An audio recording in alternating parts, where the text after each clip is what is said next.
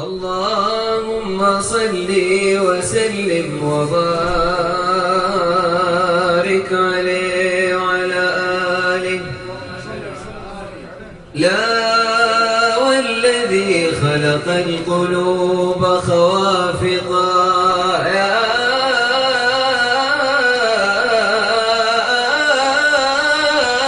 سيدي لولاك لم أك عاشقا. طيب لا والذي خلق القلوب خوافقا يا سيدي لولاك لم أك عاشقا. فاطلب لجنبك مضجعا في مهجتي إني أبوئك المحل اللائقا.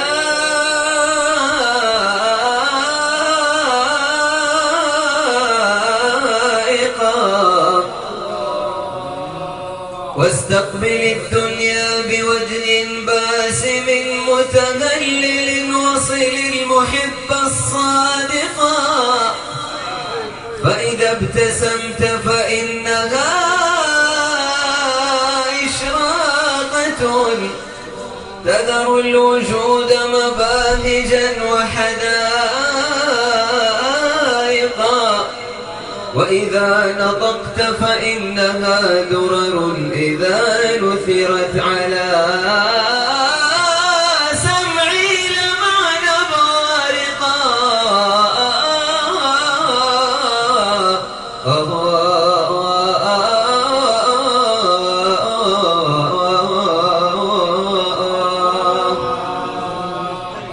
وراك قد سابقت كل مكحل بالحسن في الدنيا فكنت السابقا.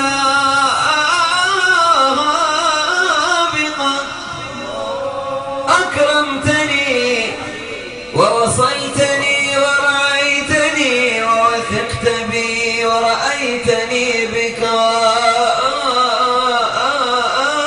واثقا. والله ما خيرت إلا اخترت من كان له الجمال لسانا ناطقا. لأكون قيم روضة الحسن التي توحي إلي قوافيا وحقائقا. وأحوطها وتحوطني وأشم من أزدارها الفيحاء طيبا عابقا.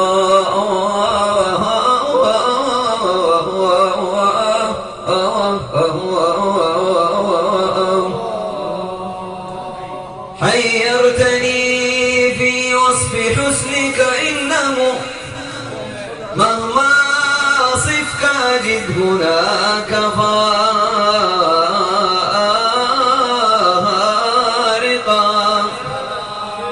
في الوجه أم في الشعر أم في الثغر أم في مقلتيك أرى الجمال الشائقا.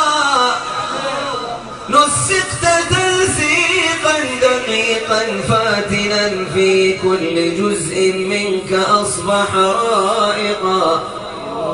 من لم يذق ما ذقت من حلو المنى وبشاشة الدنيا فما هو ذائقا.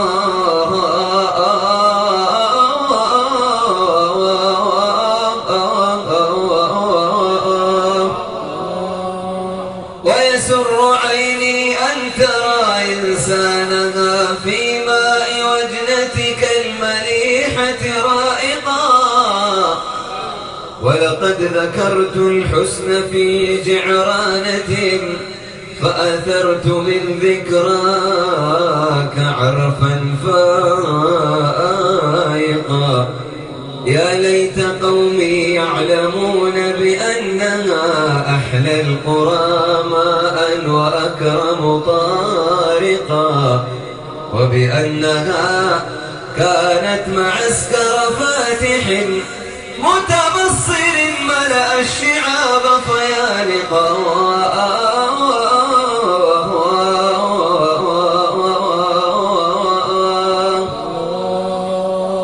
الصلاة على الذي ختمت به رسل الجمال فكان ختما لائقا، والآل